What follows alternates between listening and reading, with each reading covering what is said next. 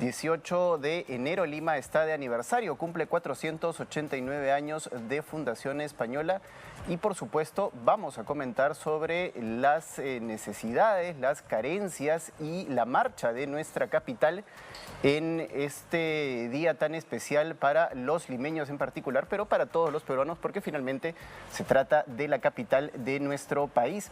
Nuestra primera invitada precisamente es Cynthia Yamamoto, experta en temas públicos, con quien vamos a hablar sobre cómo está llegando Lima a estos 489 años, pero también vamos a conversar con ella sobre las últimas acciones que ha tomado la Municipalidad de Lima con respecto a un tema importante, la línea 2 del Metro de Lima. Esta semana hubo una reunión entre los representantes del Ministerio de Transportes y Comunicaciones y de la Autoridad de Transporte Urbano para Lima y Callao, ATU, y vamos a comentar algunos de estos acuerdos a los que ha llegado la Municipalidad Metropolitana para destrabar de alguna manera la construcción de la estación central en el centro de la capital. Cynthia Yamamoto está conectada con nosotros a través del Zoom y le damos la bienvenida. Cynthia, ¿cómo estás? Muy buenas noches, gracias por estar con nosotros. Buenas noches, Paco. Muchas gracias por la invitación. Cynthia, yo quería empezar comentando contigo precisamente cómo llegamos a estos 489 años de Lima. ¿Cómo ves a la capital? ¿Cómo ves este primer año de gestión del alcalde Rafael López Aliaga? ¿Qué nos falta, qué nos sobra y qué deberíamos mejorar para nuestra capital? Bueno, para empezar, la gestión del alcalde López Aliaga en este primer año ha sido un solo de críticas y quejas, cero acciones propositivas respecto de las cosas que necesita la ciudad, ¿no? Según la encuesta de Lima Cómo Vamos, los principales problemas que acarrea la sociedad limeña tienen que ver con la inseguridad ciudadana, con el tema del recojo de la basura y también con el tema de la corrupción, pasando a quinto lugar los problemas de transporte y movilidad, así como de espacios públicos.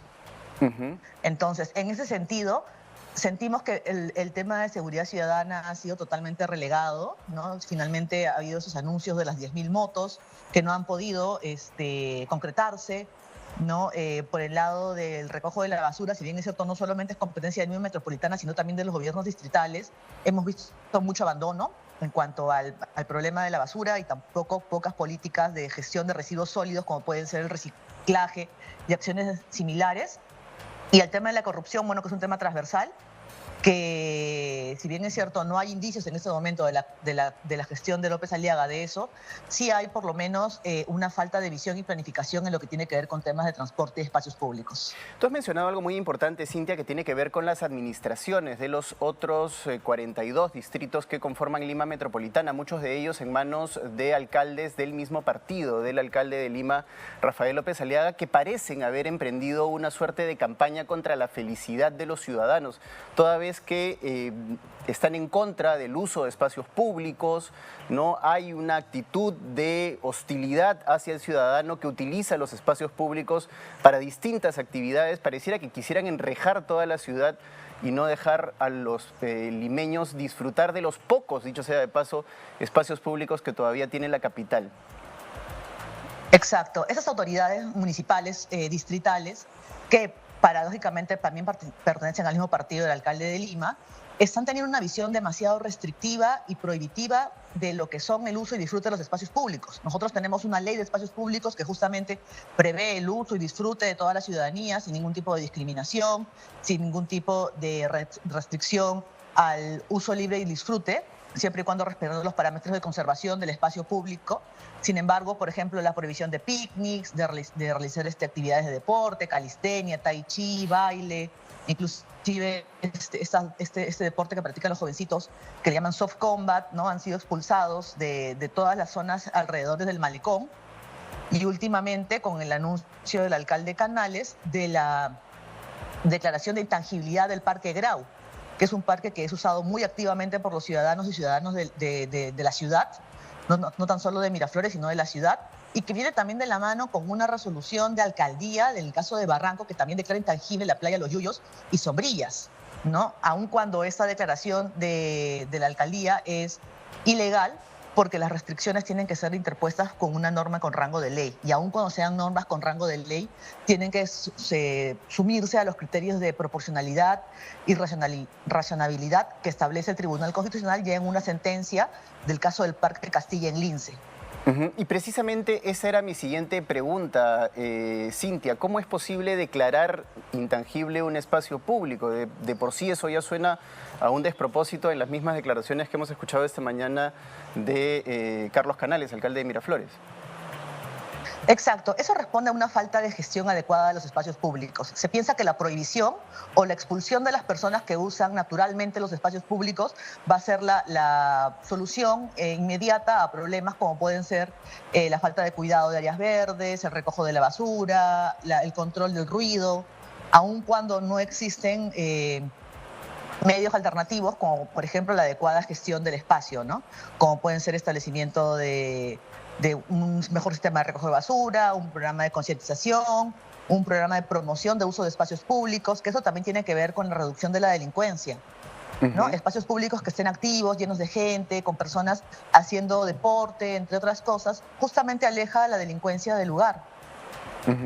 Claro, y esto es paradójico porque precisamente vivimos en medio de una crisis de inseguridad ciudadana y cualquiera diría que poblar o repoblar estos pocos espacios públicos que tiene la ciudad serían una manera, digamos, poco costosa desde el punto de vista técnico de luchar contra la inseguridad ciudadana, toda vez que los espacios públicos se vuelvan espacios de mayor concurrencia, de mayor presencia de la gente, pues esto de alguna manera también desalienta las actividades delictivas en estos espacios.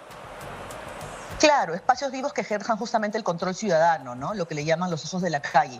Por ejemplo, otras acciones que han realizado tanto en Barranco como en Miraflores es la eliminación de las bioferias. Las bioferias que también permiten la mejora del tejido social dentro de un vecindario, justamente donde las personas se llegan a conocer, generan lazos de proximidad, de vecindad, de solidaridad y de ayuda en común. No solamente las rondas ciudadanas o los comités de seguridad ciudadana para el casos urbanos son las únicas medidas, sino también tiene que ver con la realización de actividades justamente sociales en espacios públicos. Esto es ya algo que se viene realizando en muchas ciudades del mundo y que justamente va de la mano con una adecuada gestión y promoción del espacio público. Antes de pasar al siguiente tema, Cintia, que tiene que ver con esta reunión que mantuvo el Ministerio de Transportes y Comunicaciones y la ATU esta semana con la Alcaldía de Lima, yo quería preguntarte sobre la gestión. Yo estaba revisando precisamente el porcentaje de ejecución de presupuestos de las distintas municipalidades de la capital y me sorprende el alto número de municipios que no han llegado a ejecutar más del 50% de su presupuesto en el año 2023. Es considerablemente más alto que el del 2022, en el último año de gestión de las administraciones anteriores. ¿Esto tiene algo que ver con la incapacidad de gestión de estas nuevas gestiones de alcaldía o más bien se trata de algo típico en el primer año de gobierno de los alcaldes, teniendo en cuenta que este ha sido su primer año precisamente al frente de sus respectivas municipalidades? Claro, principalmente los primeros años de los gobiernos municipales tienen que ver con un traspaso de conocimiento, de adquisición de la práctica del distrito y sobre todo qué tan viable es la continuación de los planes y las inversiones dejadas por las anteriores administraciones. Porque muchas de las inversiones que están planteadas para un distrito que vienen de gestiones anteriores ya cuentan con un presupuesto. Pero si la nueva gestión, por alguna decisión política o de conveniencia, decide no continuar o no iniciar las inversiones que dejó la gestión anterior, entonces eso implica un retraso en la ejecución presupuestal, ¿no? Y ese es un ejemplo que hemos visto en muchos distritos de Lima, ¿no? Incluido la ciudad. Se retrasa la inversión, se retrasa para generar nuevos proyectos, nuevas ideas, nuevos expedientes y es como que todo vuelve a foja cero, ¿no? Y eso tampoco es deseable porque tiene que haber una política común que tiene que estar de la mano de los planes de desarrollo concertado locales que planifican la visión del distrito de la mano de la visión de la ciudad.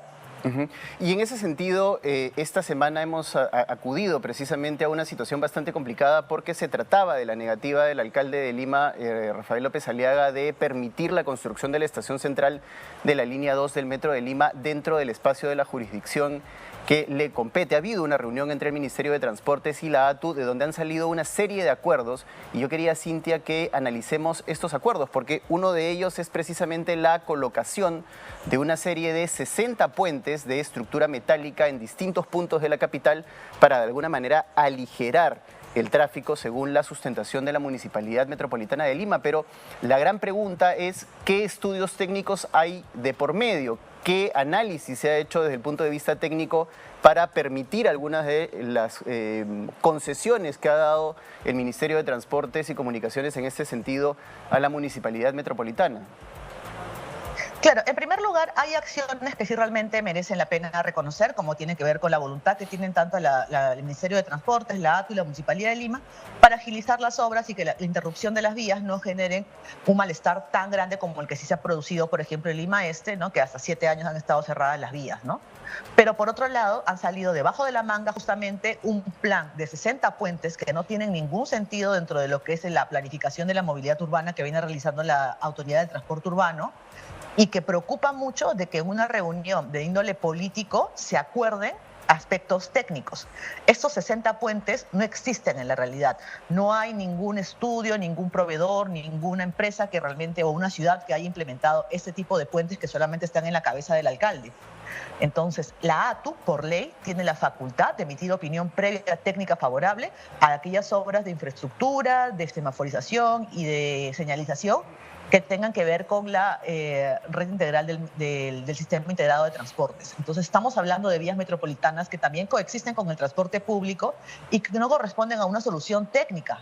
Un documento, un acuerdo de un comunicado de prensa no puede acordar la aprobación de un expediente que no existe, que no hay ningún tipo de evaluación, ¿no? Entonces preocupa mucho que haya sido una suerte de chantaje por parte de la Municipalidad de Lima para no entorpecer el avance de la línea 2 del metro de Lima y Callao, que es necesario justamente introducir esta idea que recién la planteó el 28 de diciembre del año pasado, que no corresponde a ningún diagnóstico, a ningún plan, ni siquiera una oferta de campaña. Es simplemente algo que salió de la cabeza del alcalde y que tampoco tiene financiamiento y que por otro lado también busca la emisión de bonos por 4.000 millones de soles para financiar seguramente ese tipo de obras porque no tienen expediente, no tienen nada y que van a poner en déficit fiscal en la Municipalidad de Lima, por lo menos de las 5 siguientes administraciones municipales, comprometiendo el ingreso del impuesto de alcabala y de propiedad vehicular. Esto es algo que rompe con la regla de equilibrio fiscal local y que debería ser observado por el Ministerio de Economía y Finanzas. Pero precisamente, Cintia, cualquiera pensaría que estamos asistiendo a una gestión huérfana de proyectos y huérfana sobre todo de planes integrales. Hasta ahora, en el año que ha transcurrido de Rafael López Aliaga como alcalde de Lima Metropolitana, no hemos visto ni escuchado de algún plan integral que se pueda implementar para la ciudad en las distintas materias que son responsabilidad de la Municipalidad Metropolitana de Lima. Ni siquiera en lo que fue su caballito de batalla, la inseguridad ciudadana, con la compra de estas 10.000 motos, hay un plan concreto que se vaya a seguir para luchar contra la inseguridad. Son anuncios, si se puede decir, aislados de cosas que pueden sonar muy bien, pero que en la práctica suenan bastante complicadas de implementar. No sé si coincides conmigo en esta apreciación. Sí, totalmente, Paco. Mira, por ejemplo, en el caso de movilidad y transporte, tenemos la continuación de la ampliación del metropolitano por el norte. No es algo que todavía ha sido observado, que todavía queda pendiente, no se han inaugurado todas las estaciones que deberían estar inauguradas. Por otro lado, tienes una serie de vialidades que requieren una correcta semaforización, una red integrada, la fiscalización electrónica para el control de velocidad y reducción de accidentes de tránsito. También está en la cartera de inversiones, de inversión privada, el sistema de bicicleta pública de Lima. Y eso es muy importante porque realmente existe una necesidad de tener un sistema de bicicleta pública que te sirva para viajes cortos, pero que también te conecte con el transporte público. No es posible de que no tengamos en una ciudad tan grande como Lima un sistema realmente intermodal para poder desplazarse y solamente tengamos un sistema de bicicleta casi turístico que es el que funciona en Miraflores, ¿no? Entonces, preocupa mucho que, por ejemplo, el alcalde tampoco anuncie la red de ciclovías que viene siendo financiada por la cooperación alemana y la Unión Europea, ¿no? Y que realmente es algo que se necesita porque no todos los viajes son realizados exclusivamente en bicicleta, pero sí muchos viajes cortos y sobre todo muchos viajes de interconexión con las estaciones del transporte masivo. Entonces, ese tipo de inversiones son necesarias para la ciudad, son de pequeña escala, son de alto impacto y preocupa, por ejemplo, de que estén haciendo anuncios de puentes inexistentes, a soluciones inexistentes o un diagnóstico que no corresponde a la realidad ni a un análisis técnico, cuando ya hay soluciones propuestas y encaminadas que deberían ser promocionadas desde la alcaldía. Así es, Cintia. En verdad el panorama resulta un tanto sombrío para nuestra capital en los próximos años. Esperemos que de alguna manera pueda mejorar el panorama de inversión, no solo en la capital, sino también, por supuesto, de algún tipo de estabilidad desde el punto de vista programático, porque eso también es una gran ausencia. No quiero terminar esta entrevista contigo, Cintia, sin dejar de preguntarte por el tema de los peajes, un tema bastante complejo y que también ha saltado a la palestra en estos días y creo que es importante que comentemos. Sí, el tema es muy complejo porque realmente está a nivel de un arbitraje internacional en el cual la ciudad de Lima ha venido perdiéndolos de manera reiterada y ahora la esperanza de la alcaldía de Lima es que vía el Tribunal Constitucional se pueda establecer una fórmula o método para el cual haya la recuperación de los peajes, lo cual va a traer contingencias económicas también porque se trata de iniciativas privadas autosostenibles que viven solamente del recaudo del peaje por parte de los usuarios de transporte privado, público, de carga, y no necesariamente se requiere de un subsidio, como se habló en algún momento, o un subsidio, una tarifa social, un peaje social, porque se trata de un medio de movilización que usa solamente el 15% de la sociedad, de la ciudad de Lima y Callao. La mayoría de personas nos movemos en transporte público y caminamos. Entonces, no es posible de que, por ejemplo, el transporte público, salvo el Metro de Lima, tenga un subsidio y el resto no. Deberíamos priorizar justamente en buscar la manera, cómo hacer que los desplazamientos de las personas sean más eficientes, más económicas y accesibles a través de una red integrada de transporte público. Así es. Muchas gracias, Cintia, por participar esta noche en Nativa a Fondo, por comentar la situación de nuestra capital en estos 489 años de Fundación Española que celebra la ciudad de Lima el día de hoy y, por supuesto, las puertas de Nativa siempre abiertas para el comentario y el debate. Muchas gracias nuevamente por estar con nosotros.